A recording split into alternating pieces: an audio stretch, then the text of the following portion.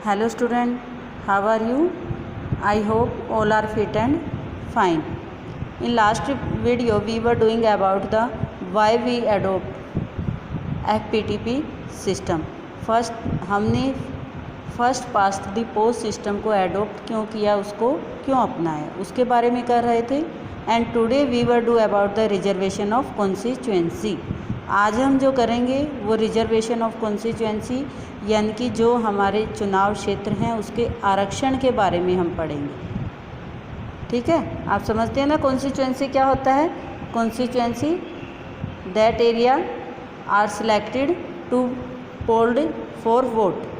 जो area select किया जाता है चुनाव के लिए, यानी कि पूरा एक एरिया डिसाइड कर लिया जाता है कि इस क्षेत्र में इतने लोग चुनाव वोट डालेंगे. ठीक है, उसको कॉन्स्टिट्यूएंसी बोला जाता है. तो विधानसभा की कॉन्स्टिट्यूएंसी अलग होती हैं और राज्यसभा की कॉन्स्टिट्यूएंसी अलग होती हैं.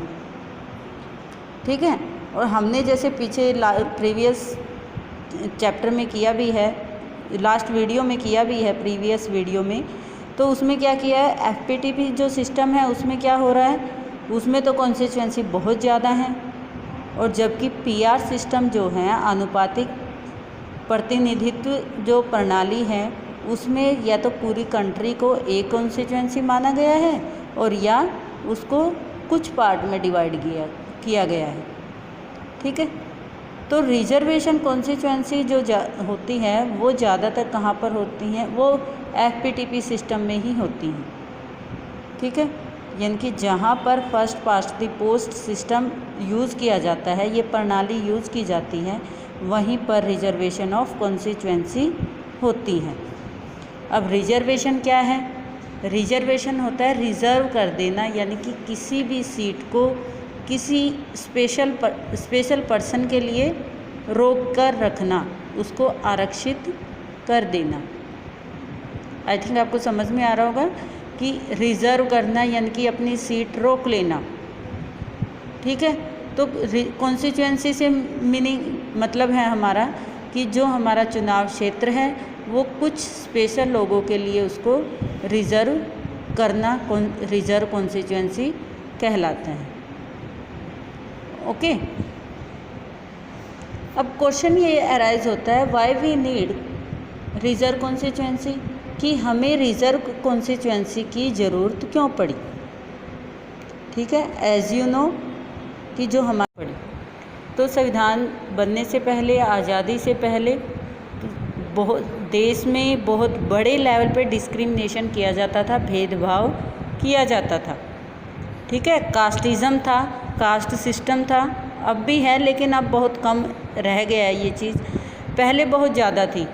जो लोअर कास्ट के लोग थे उन्हें अपर कास्ट के लोग टच भी नहीं करते थे. इस तरह से डिस्क्रिमिनेशन था. तो जो कॉन्स्टिट्यूशन मेकर थे उन्होंने सोचा अगर इस तरह की कंडीशन है देश में तो आगे कैसे कह सकते हैं कि हम ये इनको पार्टिसिपेट करने देंगे.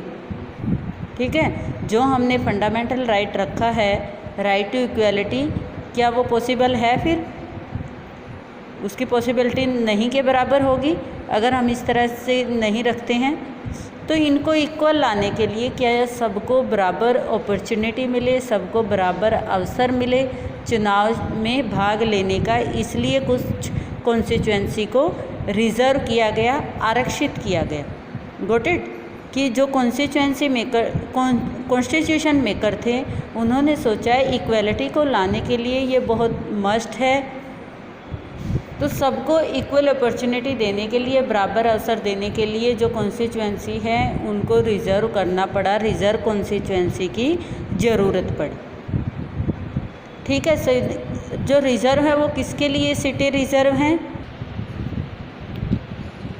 कॉन्स्टिट्यूशन में जो सीट्स हैं वो एसटी और एससी के लिए, बोथ के लिए रिज़र्व है, दोनों के लिए रिज़र्वेशन है. स्टार्टिंग में जो रिजर्वेशन रखी गई थी वो 10 साल के लिए रखी गई थी कि शायद 10 साल बाद लोग एक दूसरे को बराबर समझने लग जाएं, तो कंडीशन बेटर हो जाए, तो इसके रिजर्वेशन को ख़त्म कर दिया जाएगा. लेकिन ऐसा पॉसिबल नहीं हुआ, उसको इंक्रीज़ कर दिया गया, बढ़ा दिया गया. ठीक है। तो ये एक्सटेंड होती रही, तो अभी इसको एक्सटेंड किया गया है 2020 तक। और अब तो आप देख सकते हैं कि जो सर्कमस्टेंसेस है वो हमारे ठीक नहीं है, तो अब इसको और आगे बढ़ा दिया जाए। ठीक है, अब आगे बढ़ा दिया गया है, वो डिपेंड करता है कि कितने टाइम के लिए बढ़ाएं। तो इसमें क्या होता है, जो रिज़र्व कॉन्स्टिट्यूएंसी होती है, एक सीट है रिज़र्व कर दी जाती है। जैसे आपने देखा भी होगा, जो व्हीकल्स होते हैं, गवर्नमेंट व्हीकल हैं, उसमें लिखा भी होता है, कुछ बसों में लिखा होता है महिलाओं के लिए ये सीटें। तो उन सीट पर कौन बैठ सकता है, महिलाएं ही बैठ सकती हैं। तो इसी तरह जो कॉन्स्टिट्यूएंसी होती हैं, जो रिज़र्व कॉन्स्टिट्यूएंसी होती हैं, उन सीट्स पर वही व्यक्ति, वही कैंडिडेट इलेक्शन कंटेस्ट कर सकता है, चुनाव लड़ सकता है, जिसके लिए वो रिज़र्व है। ठीक है, जो शेड्यूल कास्ट हैं और शेड्यूल ट्राइब्स हैं, एससी और एसटी, इनके लिए सीटें रिज़र्व हैं, एससी और एसटी। शेड्यूल कास्ट यानी कि जो लोअर कास्ट आती हैं इसमें हमारी, और एसटी होते हैं शेड्यूल ट्राइब्स, जो आदिवासी लोग हैं, उनके लिए सीटें रिज़र्व हैं। जो एसटी शेड्यूल कास्ट के लिए जो सीटें हैं वो 84 हैं।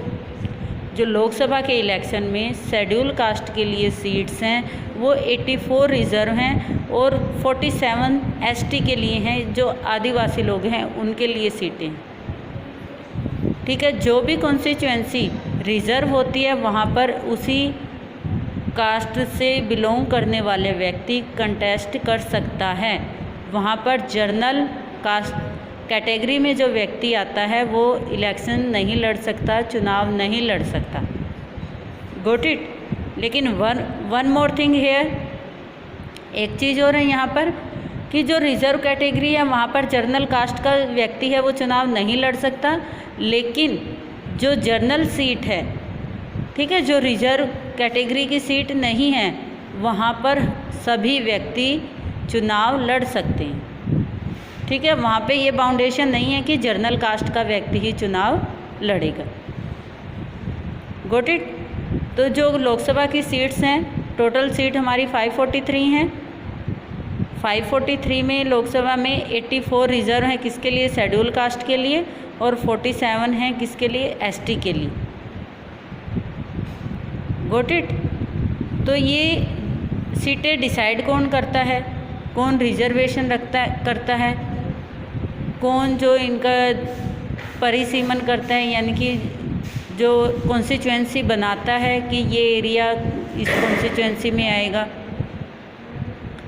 ठीक है, ये सारा का सारा काम किया जाता है बाय इलेक्शन कमीशन। ठीक है, कोई एक बॉडी है, डिपार्टमेंट बनाया गया है कि इलेक्शन से रिलेटेड जितना भी वर्क होगा वो सारा ये बॉडी करेगी, ये इंस्टीट्यूट करेगा। उस इंस्टीट्यूशन का नाम है election commission. Got it. Election commission ही डिसाइड करता है, जैसे यहाँ पर दिया भी है, who decide which constituency is to be reserve on what basis is the decision taken, कि क्या बेस होगा कोई भी कॉन्स्टिट्यूएंसी रिजर्व करने का। तो बेस क्या रहेगा, बेस तो यही रहेगा कि उस कास्ट के लोग जिस एरिया में ज़्यादा हैं तो उसी कॉन्स्टिट्यूएंसी को रिज़र्व कर दिया जाता है। मान लो किसी एक कॉन्स्टिट्यूएंसी में, जैसे हरियाणा में अम्बाला है, अम्बाला को रिज़र्व रखा है, तो ये देखा जाए कि अम्बाला में जो पॉपुलेशन है वो किस कास्ट से बिलोंग ज़्यादा करती है। अगर वहाँ पे रिज़र्व कैटेगरी के लोग ज़्यादा हैं, एससी ज़्यादा हैं, क्योंकि हरियाणा में एसटी तो है नहीं, शेड्यूल ट्राइब्स नहीं है, तो यहाँ पर एससी ज़्यादा है हरियाणा में। तो अगर एससी पॉपुलेशन वहाँ पर ज़्यादा है तो उस एरिया को रिज़र्व कॉन्स्टिट्यूएंसी डिक्लेयर कर दिया जाता है बाय इलेक्शन कमीशन के द्वारा। This is sufficient for today. Next we will do in next video. Thank you.